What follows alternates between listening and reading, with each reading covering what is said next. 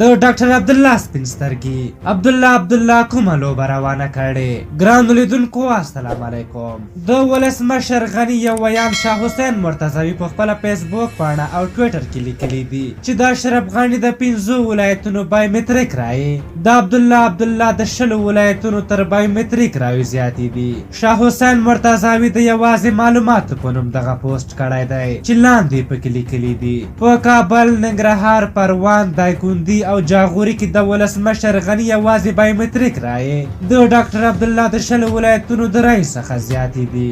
بلخوا د ډاکټر عبدالله ټیم اوس یوازې د ماسهانو مغشوشولو ته کار ویلی دی. مثلا وړمه ورځ د دوی ټیم رسمي ویان ښاغلي اخلاقي او د دغه ټیم نورو غړو په فیسبوک او د رسنیو له لارې اوازه خپره کړه چې کمیسیون 7 لکه رایې باطلې کړي دي. په دې توګه خپلو پلویانو ته کاذب توقعات ایجاد کړل او د نورو خلکو اذهان یې ګډوډ کړل او حتی یو بل ته مبارکۍ ورکړې چې د مقابل ټیم رایې باطلې شوې او دوی ټاکنې ګټلې د دې لپاره چې خپلې مدعا لپاره یو قوي دلیل وړاندې کړي. له کمیسیون څخه یې د بهرنیو سفیرانو لیدنو ته هوا ورکړه چې ګنې هغوی هم له دوی سره دي. که د اخلاقي عبدالله ټیم هدف هغه رایې وي چې له بایومټریک سره سمون نه خوري، بیا د هغو شمېر تر دا مهاله 340,000 دی، نه 9 لکه، بلکې هم دغه رایې چې بایومټریک سره سمون نه خوري دا د یو یا د 2 ولایتونو یا د دولت ساز ټیم رایې نه دي، بلکې د 14 ولایتونو رایې دي چې له بایومټریک سره سمون نه خوري.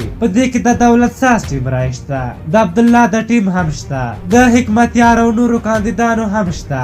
یعنې د فیصدۍ په اساس د هر کاندید رایې ممکن په دغه کټګورۍ کې شاملې وي، خو دوی ځانونه داسې سپین بازان نیسي چې ګنې د دوی په جمع کې هېڅ خرابه رایه نه ده کارول شوې. اساسي خبره دلته دا ده چې د ډاکټر عبدالله ټیم له ټولو قانوني قواعدو او اخلاقي نورمونو څخه پښه اړولې او په لوی لاس رسنیو او ملت سره غلط معلومات شریکوي چې دا کار د یو بامسؤلیت انتخاباتي ټیم لپاره د شرم خبره ده، ځکه د قانون سره سم د ټاکنو کمیسیون له اعلان مخکې قضاوت سرغړونه ده او د غلطو معلوماتو خپرول جرم او خیانت دی چې دغه ټیم یې په پوره سپین سترګۍ سره کوي. په هر حال که بایومټریک رای حساب شي یا حساب نشي، د دولت جوړونکي ټیم ګټونکی دی او ډاکټر عبدالله ستره ماتې خوړلې ده. په هر حال تاسو د مرتضوي د خبرو او د ډاکټر عبدالله د ډلې د سپین سترګۍ په هکله څه نظر لرئ؟ خپل نظرونه مو راته په کومنټ کې ولیکئ. که زموږ ویډیو مو خوښه شوې وي ضروري لایک کړئ. تر بلې ویډیو مو په لیو بخښونکي خدای سپارم. د الله په امان.